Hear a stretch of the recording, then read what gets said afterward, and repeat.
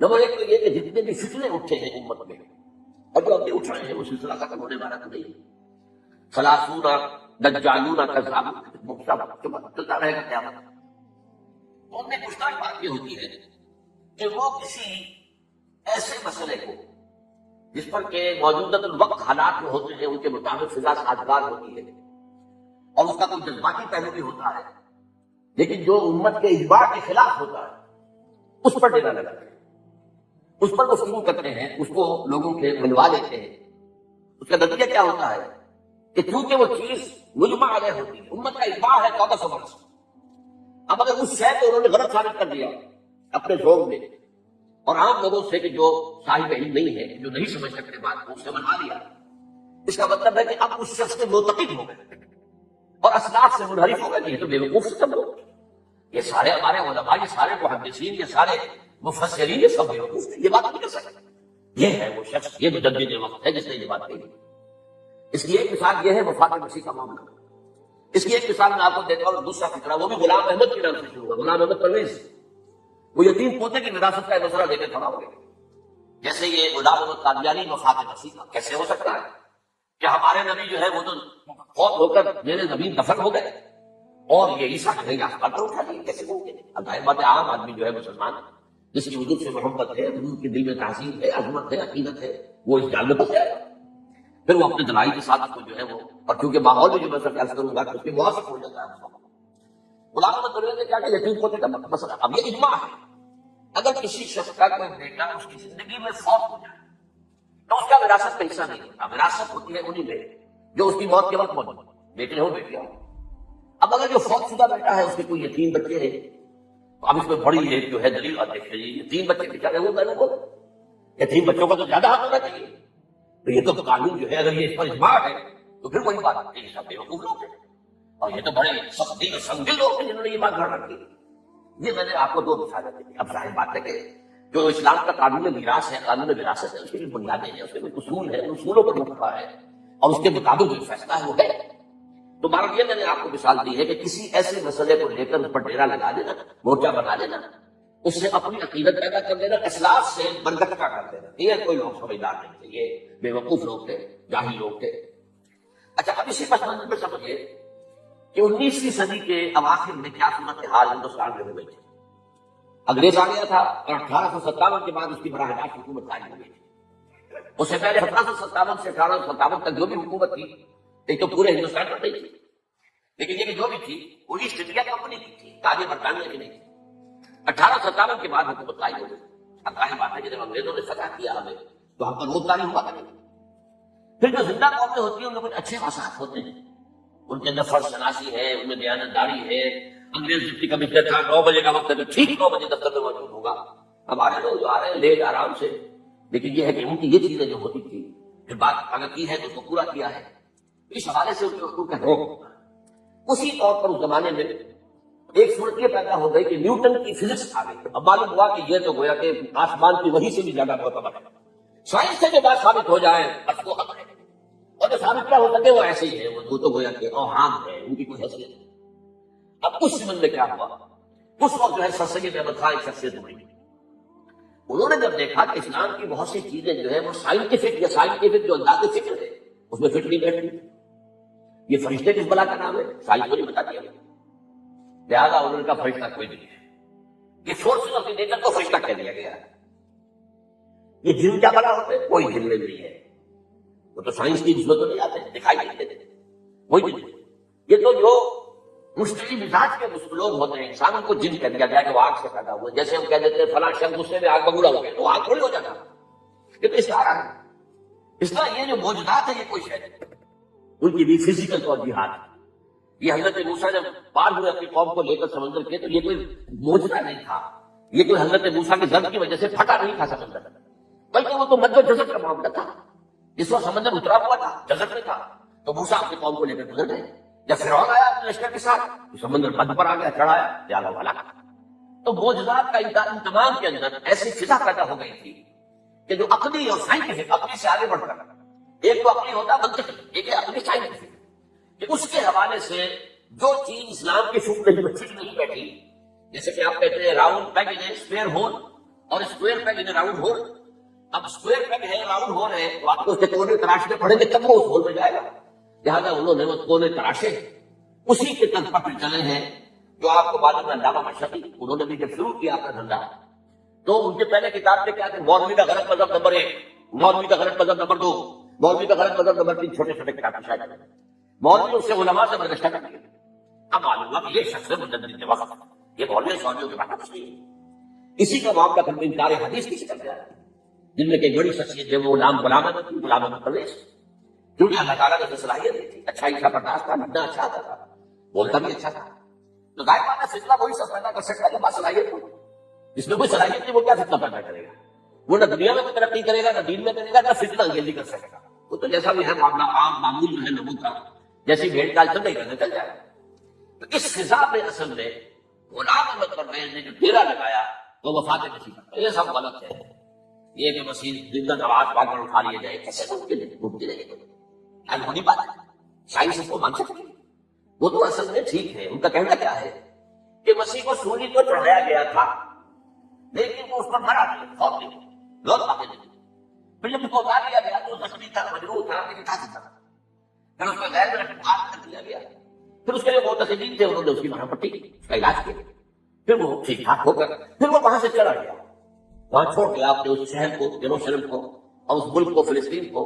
اور پھر وہ آ گیا کشمیر میں، اور کشمیر میں وہ فوت ہوا. اس کی قبر موجود ہے. کسی قبر کی کوئی پرانی گوشیدہ قبر کا نام دیا، فلاں قبر جو ہے وہ عیسائی نے بنی. یہ ہے سارا معاملہ. اب ظاہر بات ہے کہ چونکہ ایک انسان کا زندہ آسمان پر اٹھایا جانا، وہ جو سائنسی ذہن ہے وہ اس کو نہیں مانے گا. چاہے قرآن مجید کے اندر تو خرچے آنے اور بھی بہت سے. آخر اصحاب کہف 300 برس تک سوتے نہیں رہے. یہ کوئی سائنس کے حساب کتاب سے صحیح ہے؟ یا یہ ہے کہ حضرت عزیر علیہ السلام 100 برس تک مردہ رہے پھر زندہ کر دیے گئے، ان کا گدھا بھی زندہ کر دیا گیا جیسے کہ سورہ بقرہ میں آیا. لیکن ان کا کھانا جو ہے وہ صحیح رہا، اس کو گسا نہیں، اس میں کوئی بدبو نہیں آئی. تو وہ کیا سوچتے ہیں ایسے؟ اللہ تعالیٰ بھی چاہے کرے خرچے آ. ٹھیک ہے، فطری قانون جو بھی ہے، لاز آف نیچر اللہ نے بنائے ہیں اور اس کے مطابق ہی دنیا چل رہی ہے. لیکن اللہ تعالیٰ کے ہاتھ ٹوٹ نہیں گئے، بند نہیں ہو گئے، اختیار ختم نہیں ہو گیا. میں کیا کروں؟ میں تو قانون بنا بیٹھا، آپ تو کچھ نہیں کر سکتا. میں تو قانون بنا سکا چکا ہوں کہ آگ جلاتی ہے. اب اگر ابراہیم کو آگ میں ڈال دیا تو میں تو نہیں بچا سکتا، اس لیے کہ قانون میرا بنایا ہوا قانون. لیکن ہم یہ سمجھتے ہیں ہمارا ایمان ہے اللہ تعالیٰ جو ہے وہ قادر مطلق ہے. وہ جب چاہے اپنے ہی بنائے ہوئے کسی قانون کو توڑے. اسی کو کہتے ہیں خرق. خرق کے معنی ہوتا ہے پھاڑ دینا، توڑ دینا. جیسے کہ وہ سورہ کہف میں لفظ آتا ہے کہ وہ حضرت موسیٰ کو جن کے پاس بھیجا گیا تھا، حضور کے پاس انہوں نے اس کشتی کا جس میں وہ سوار تھے اس کا ایک تختہ پھاڑ دیا، توڑ دیا، خرقہ. تو خرق عادت سے مراد عام عادی قانون، لاس، فزیکل لاس، کیمیکل لاس جو بھی دنیا میں چل رہا ہے، بایولوجیکل لاس، ان کو جب چاہے اللہ توڑے اور اپنی خصوصی مشیت کا اس کے اندر اظہار کر. اب اس سلسلے میں جو میں نے آیات آپ کو سنائی ہے اور اسی طرح کی کچھ اور آیات بھی ہیں، ان میں قادیانی نے اور قادیانیوں نے اصل ڈیرا لگایا ہے لفظ وفات پر. اصل میں یہ لفظ کیا ہے جو لوگ عربی زبان سے واقف نہیں، ان کو بڑی آسانی وفات وفات وفات یہ تو آ گیا. توفی دو، توفی کا، وہ توفی کا، اے موسیٰ میں تمہیں وفات دے دوں گا. اے اللہ جب تم نے مجھے وفات دے دی، وفات تو قرآن میں ہے کہ اس کے ہوتے ہوئے یہ مفسرین کو کیا ہو گیا؟ ان کا دماغ خراب ہو گیا. یہ تمام محدثین جو ہے اتنی عقل نہیں تھی. تو یہ وہ بات میں پہلے بیان کر چکا ہوں. اب میں آپ کو بتاتا ہوں اصل میں عربی زبان کا قاعدہ. عربی زبان کے اندر ایک سے حرفی روٹ ہوتا ہے، اس سے الفاظ بنتے چلے گئے. تو قریب خالی کا پانی ہے، پانی کو آپ نے گلاس میں ڈال دیا کوئی اور شیپ ہو گئی، کپ میں ڈالا کوئی اور شیپ ہو گئی، اب ٹیسٹ میں ڈالا کوئی اور شیپ ہو گئی، شیپ تو بدل جائے ہے تو وہی کا وہی پانی. تو اسی طریقے سے مثلاً میں مثال دے رہا ہوں آپ کو. علم یعلم، علم کسی شے کو جان لیا. عالم یعلم اعلاما، کسی کو کچھ بتا دیا. علم خود جان لیا، اور عالم یعلم اعلاما کسی کو کچھ بتا دینا. علم یعلم تعلیما، کسی کو کوئی بات بڑی اچھی طرح ذہن نشین کرانا، بار بار دہرانا، سمجھا دینا، یہ تعلیم ہو گئی. تعلم یتعلم تعلما، خود علم حاصل کرنا. اب عالم یعلم سے عالم بنا، اور علم یعلم سے معلم بنا، اور تعلم یتعلم سے خود علم حاصل کرنا، اس سے متعلم بنا، متعلم جو کہ علم حاصل کر رہا ہے. اسی طرح اس کے علاوہ علم حاصل کرنا کسی چیز کے بارے میں، جسے ہندی میں جانکاری حاصل کر لینا، اویئرنس حاصل کر لینا. اور وہی لفظ ہے کہ اب کہیں آپ اس کے معنی کو دکھا کر اور اس کے معنی میں الٹ پھیر کریں گے تو جو شخص عربی زبان سے واقف نہیں ہو سکتا. اسی طرح کی مثال ہے وفا، وفا یفی، وقا یقی، وفا یفی، اوفا یوفی ایفاء، وفا یوفی توفیتن، توفا یتوفا تعفن اور استعفاء. یہ اسی طریقے سے میں نے مثال آپ کو دے دی. وفا یفی کے معنی سے اس مصدر سے کوئی لفظ مراد میں نہیں آیا، لیکن اردو میں تو معلوم ہے، بڑا پیارا مثال ہے. وہ وعدہ ہی کیا جو وفا ہو گیا. بھائی وعدہ وفا کرو، وعدہ پورا کرو. اس کے معنی ہے پورا کر دینا، کسی کو کوئی چیز پوری دے دینا. اور اس کے بعد اوفا یوفی، اس کے معنی بھی ہوئی بھرپور. اس سے بنے گا اوفو بعہدی اوف بعہدکم. یہ جو سورہ بقرہ کے 5 رکوع میں آیا ہے، یہودیوں تم میرے عہد کو پورا کرو تو میں تمہارے عہد کو پورا کروں گا. تم میرے عہد کو پورا کرو، میں نے تم سے عہد کیا تھا کہ جو رسول نبی امی آئیں گے، نبی رسول امی، اس کو تمہیں ماننا ہے، اس کو ساتھ دینا ہے. اوفو بعہدی، اب اس عہد کو پورا کرو. اوف بعہدکم، تو میں تمہارے ساتھ برکات خیرات جیسی پہلے رہی ابھی باقی رکھوں گا. وفا یوفی، پورے اہتمام سے پورا کر دینا، کسی کو دے دینا چیز پورے اہتمام کے ساتھ. جیسے علامہ یعلم، پورے اہتمام کے ساتھ درجہ بدرجہ ایک بات ذہن نشین کرنا. یوفی اس کا جیسے ابراہیم الذی وفا، دراؤس ابراہیم کا کس طرح کرو، اس نے سارے تقاضے جو اللہ کے تھے پورے کر دیے بھرپور. جو امتحان آیا اس میں وہ ثابت قدم نکلے. توفا یا توفا، یہ آیا کسی شے کو پورا پورا لے لینا. اب ایک ہے پورا پورا دے دینا، ایک ہے پورا پورا لے لینا. ایک ہے کسی کو علم دینا، علم یعلم تعلیما، کسی کو پورا دینا. وفا یوفی توفیتن، کسی سے علم حاصل کرنا. تعلم یتعلم تعلما، کسی سے پورا پورا لے لینا ہے. توفا یتوفی، اور اسی طرح استعفاء، کسی سے پورا لے لینا. یہ لفظ آیا ہے ویل للمطففین الذین اذا اکتالوا علی الناس یستوفون واذا کالوهم ووزنوهم یخسرون. ہلاکت اور بربادی ہے ان ڈنڈی مارنے والوں کے لیے جو جب توڑ کر لیتے ہیں تو پورا لیتے ہیں، اور جب دیتے ہیں تو اسے کمی کر دیتے ہیں، ڈنڈی مار جاتے ہیں. الا یظن اولئک انهم مبعوثون، کیا یہ یاد نہیں کہا ہے کہ یہ دوبارہ اٹھائے جائیں گے، اللہ کے سامنے کھڑے ہوں گے، حساب ہوگا پورا پورا پیسے پیسے. تو یہ میں نے آپ کو اس گردان سے بتا دیا کہ ایک ہی لفظ ہے وہ کتنے معنی دے رہا ہے. مانا ایک ہے وفا یوفی، پورا کر دینا. اوفا یوفی، پورا کر دینا. لیکن توفا کے توفی، پورا لے لینا. استعفاء، پورا لینا. اذا کانوا علی الناس یستوفون واذا کالوهم ووزنوهم یخسرون. اب دیکھیے اس میں قرآن مجید جو ہے اس کے ضمن میں سب سے جو فیصلہ آیت ہے وہ سورہ زمر کی ہے. اور یہ جو میں نے پچھلی مرتبہ بھی آپ سے کہا کہ لا یاتیہ الباطل من بین یدیہ ولا من خلفہ، قرآن پر باطل حملہ آور ہو ہی نہیں سکتا، نہ سامنے سے نہ پیچھے سے. اب دیکھیے یہ ساری آیتیں جن میں حضرت مسیح کا ذکر ہے اور وفات کا لفظ جو ہے مختلف صورتوں میں استعمال ہوا ہے. اس میں سورہ زمر جو کہ 32 سورت ہے، اس میں ہے وہ کانٹے دار آیت جس سے مسئلہ حل ہوتا ہے. وہ کیا ہے وہ میں نے آپ کو سنائی ہے. اللہ یتوفی الانفس حین موتہا، اللہ قبض کر لیتا ہے، لے لیتا ہے نفس کو اس کی موت کے وقت. واللتی لم تمت فی منامہا، اور جس کے مرنے کا وقت نہیں آیا، مرا نہیں ہے، اس کی نیند میں لے لیتا ہے. فیمسک التی قضی علیہ الموت، تو جس پر موت کا فیصلہ ہو چکا ہے اس کو تو روکے رکھا ہے، موت کے وقت ہے اور روکے رکھا ہے. اور ویرسل اخری الی اجل مسمى، اور جو دوسرے ہیں جن کی موت کا وقت نہیں آیا ان کو مؤخر کر دیتا ہے، واپس کر دیتا ہے، لوٹا دیتا ہے. سوال یہ نیند میں کیا چیز ہوتا ہے، کیا جان لیتا ہے، کیا بات نہیں. شعور میں ایک ہے انسان کا شعور، وہی تو سب سے اعلیٰ ہے، سب سے اونچی چیز تو وہی. یہ شعور سب سے انسان کا رہا، اس کے نیچے جو کچھ ہے وہ تحت شعور ہے، سب کانشیس مائنڈ. تو خواب جو ہوتے ہیں وہ سب کانشیس مائنڈ کے ہوتے ہیں، وہ کانشیس مائنڈ کے ہوتے ہیں. جو کانشیسنس ہے، شعور جو ہے، اور خاص طور پر خود شعوری، وہ نیند میں اللہ سب کر لیتا ہے. تو محض شعور کے لیے بھی وفات کا لگا گیا. اب جو جان نہیں ہے، جو سویا ہوا ہے وہ مرا تو نہیں ہے، زندہ ہے. البتہ جب جس کو ہم موت کہتے ہیں وقت آیا تو شعور بھی لے لیا، جان بھی لے لی، دو چیزیں لے لی.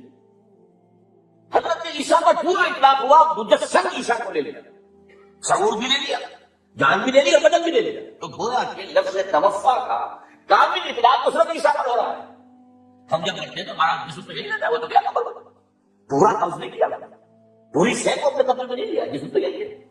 لیکن یہ کہ موت کے اندر ظاہر بات ہے کہ جان گئی، اور جان ہی ہے سب چیزیں. جب جان نکل گئی تو یہ کیا ہے، یہ تو یوں سمجھیے کہ اب ایسی چیزیں جلدی سے قبر میں دبا دو ورنہ یہ سڑے نکل جائے. اور قبر میں بھی کیا ہوگا، کیڑے ویڑے کھائے کے ختم ہو جائیں گے، اللہ ماشاء اللہ اس کو اللہ چاہے.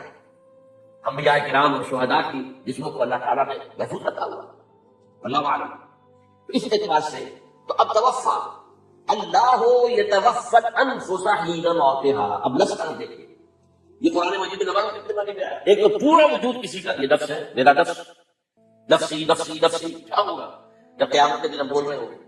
اور جو اللہ کے لیے بھی لفظ آ گیا نفس، نفس کے معنی ہم جب بولتے ہیں عام طور پہ تو وہ تو برے سب سے بولتے ہیں بھائی یہ نفسی نفسیات نفسانی تقاضے ہیں، تو ذرا دبا کے رکھو، لیکن یہ نفس یحذرکم اللہ نفسہ، اللہ ہمیں ڈراتا ہے اپنے آپ سے، یعنی اللہ اپنی ذات سے ڈراتا ہے کہ وہ جہاں رؤوف رحیم ہے، وہاں پر عذاب دینے والا بھی ہے، انتقام دینے کا ہے، شدید العقاب بھی ہے، تو یہ بھی ہو گیا نفس۔ پھر نفس جو ہے اس کو بھی کہہ دیتے ہیں، جو کہ نفس کی ایک کیفیت ہے خاص، نفس لوامہ، نفس امارہ، نفس مطمئنہ، یا یہ تو نفس مطمئنہ ارجعی الی ربک راضیۃ مرضیہ۔ تو یہاں پر کیا ہے؟ نفس سے مراد پہلا جو ٹکڑا ہے اللہ یتوفی الانفس حین موتها، شعور جو ہے اسے اس پر لفظ نفس کا اطلاق ہوا، اور جب موت ہوتی ہے تو شعور کے ساتھ جان بھی اس کے اندر شامل، وہ نفس کا اطلاق ہو گیا اس پر۔ اور اصل میں لفظ توفا جو ہے اس کا حقیقی مفہوم اگر پورا ہوا ہے اس معنی میں کہ پورا کا پورا لے لینا، تو وہ تو صرف حضرت مسیح علیہ السلام کے بارے میں ہے، شعور جمع جان جمع جسم کو سب کے سب اللہ تعالیٰ نے۔ تو یہ اصل میں اس آیت کے اوپر جو لوگوں نے دور لگایا ہے اس میں اس اعتبار سے کہ یہ لفظ وفات جو ہے اس کے اوپر جو ہے عام طور پر وفات کی والی معنی ہے موت ہے، حالانکہ قرآن میں تو موت کا لفظ تو آیا ہے، ان موتها والتي لم تمت، یہ سارے الفاظ موت کا لفظ آتا ہے، لیکن یہ کہ وفات کا لفظ یہ کوئی شک نہیں ہے، حضور کی وفات ہو گئی، فلاں کی وفات ہو گئی، یہ بھی ہے، لیکن یہ اس کا ایک استعمال ہے، وفا یفی، وفا یفی، وفا یوفی، توفا و یتوفی، استعفا یستعفی، یہ سارے الفاظ ہیں اسی سے وفا کے لفظ سے بن رہے ہیں۔ اب یہ کہ اس کے ضمن میں اپنی بات آپ کے سامنے رکھنا چاہتا ہوں، یہ تو میں نے آپ کے سامنے اس لفظ کے حوالے سے سارا میرا اس لفظ پر ہے۔ دیکھیے پہلی بات عقلی طور پر یہ ہے جو قرآن سے ثابت ہے، رسول کبھی قتل نہیں ہو سکتا اور رسول کبھی مغلوب نہیں ہو سکتا، اس میں فرق ہے نبی اور رسول کا، نبی قتل ہو سکتا ہے، رسول قتل نہیں ہو سکتا، ابھی الگ بحث ہے نبی کون ہوتا ہے رسول کون ہوتا ہے۔ اس میں جو اجماع ہے تمام امت کا وہ کیا ہے کہ رسول خاص ہے، نبی عام، نبی بہت آئے ہیں، سوالات آئے ہیں بعض روایات کی، رسول بہت تھوڑے 313 ہیں۔ قرآن مجید میں یوں سمجھیے کہ 20 کے قریب تو انبیاء کا ذکر ہے، اور 5-7 جو رسول ہیں، حضرت نوح رسول ہے، آدم کا رسول نہیں، نبی تو تھے، حضرت شیش رسول تو نہیں تھے، نبی تو تھے، حضرت ادریس رسول تو نہیں تھے، نبی تو تھے، نبی تو رسول جو ہے پہلے وہ تو حضرت نوح ہے، تو اس لیے حضرت جو ہود ہے پھر حضرت صالح ہے، اس حوالے سے نبی اور رسول کے فرق کو سمجھیے تو قرآن کہتا ہے کتب اللہ لأغلبن انا ورسلی، اللہ نے طے کر دیا، لکھ دیا میں اور میرے رسول غالب آ کر رہیں گے، رسول مغلوب نہیں۔ نمبر 2 وَلَقَدْ سَبَقَتْ كَلِمَتُنَا لِعِبَادِنَا الْمُرْسَلِينَ أَنَّهُمْ هُمُ الْمَنْصُورُونَ وَأَنَّ جُنْدَنَا لَهُمُ الْغَالِبُونَ، یہ بات ہمارے طرف سے طے کی جا چکی ہے، پہلے سے طے ہو چکی ہے، پہلے سے معین قانون ہے اپنے ان رسولوں کے بارے میں جنہیں ہم نے بھیجا، رسولوں نبیوں کے بارے میں، کہ وہی منصور ہو گے، ان کی مدد کی جائے گی لا محالہ، اور ہمارا جو لشکر ہوگا ان رسول کے ساتھ جو لوگ ہوں گے وہ اللہ کا لشکر ہے، وہ حزب اللہ ہے، وَأَنَّ جُنْدَنَا لَهُمُ الْغَالِبُونَ، لازماً وہ غالب ہو کر رہے گے۔ یہ دو چیزیں جو ہے قرآن مجید کے اندر یہ دو آیات اس سے قطعی ہے کہ رسول کبھی مغلوب نہیں ہو سکتا، رسول کبھی قتل نہیں۔ اب عجیب بات دیکھیے سورہ آل عمران میں، کیونکہ حضرت عیسیٰ کے ساتھ حضرت یحییٰ کی موت، حضرت یحییٰ حضرت مریم کے خالہ زاد بھائی تھے، حضرت زکریا کے بیٹے تھے۔ سورہ آل عمران اور سورہ مریم دونوں میں آپ دیکھتے ہیں کہ پہلے یحییٰ کا ذکر ہوتا ہے پھر عیسیٰ کا ذکر ہوتا ہے، یہ ہم اصل بھی تھے لیکن یہ کہ سیریت ہے حضرت یحییٰ، لیکن حضرت یحییٰ کی مدح قرآن کرتے کرتے آخری بات کیا کہتا ہے نبی من الصالحین، لفظ رسول نہیں آیا ان کے لیے، اور وہی سائملٹینیس کنٹراسٹ ہے سورہ آل عمران میں حضرت عیسیٰ کے لیے، وہ سارے ان کی مدح رسولا الی بنی اسرائیل، وہ رسول تھے اور وہ نبی تھے، نبی قتل ہو گئے، ایک آبرو باختہ لڑکی کی فرمائش پر ایک ڈانسر اس پر بادشاہ اس کا جو تھا وہ بادشاہ کیا تھا، وہ ایسے بادشاہ ہوتے تھے اس زمانے میں جیسے ہمارے ہاں بھاولپور کے جو ہے نواب ہے، بادشاہ کو ہم نہیں سکھاتا، حکومت اس کی تھی لیکن ایک اٹھانومی سے رہتی تھی، راجے جو ہے راجا صاحب ہے مہاراجا ہے، یہ راجے مہاراجے اور نواب جو ہوتے تھے یہ ایک اٹھانومی تھی، باقی ہے کہ اصل میں تو بادشاہ کے بولنے سے تھی، اسی طرح کی ایک اٹھانومی جو ہے حکومت وہاں اس وقت کی اصل میں بھومی ہوگی، اس کا گورنر وہاں موجود تھا پائلیٹس پونٹس، لیکن یہ کہ انہوں نے یہودیوں کو ایک مذہبی آٹونومی دے رکھی. چنانچہ ہیڈرن ان کا ادارہ تھا دارالقصا، جہاں چوٹی کے ان کے فقہاء اور لیڈر جو تھے ربائی وہ بیٹھتے تھے اور فیصلے کرتے تھے. کسی مذہبی معاملے میں جو فیصلہ وہ کر دیتے تھے یہ ان معاہدہ تھا، وہ فیصلہ جو ہے وہ پھر ایگزیکیوٹ کیا جائے گا، وہ فیصلہ آخری ہوگا ان کا. وہ خود تو سزا نہیں دے سکتے، سزا تو گورنر دے گا، لیکن یہ کہ اگر ہیڈرنگ جو ہے ان کا جو وہ ہے ادارہ ٹاپ کا، وہ اگر سزا دے سنا دے تو گورنر کو وہ سزا دینی پڑے گی. یہ ان کا کہنا تھا. تو اس نے حضرت مسیح علیہ السلام کو مرتد قرار دیا جو ہیڈرنگ ان کا جو ان کا ادارہ تھا.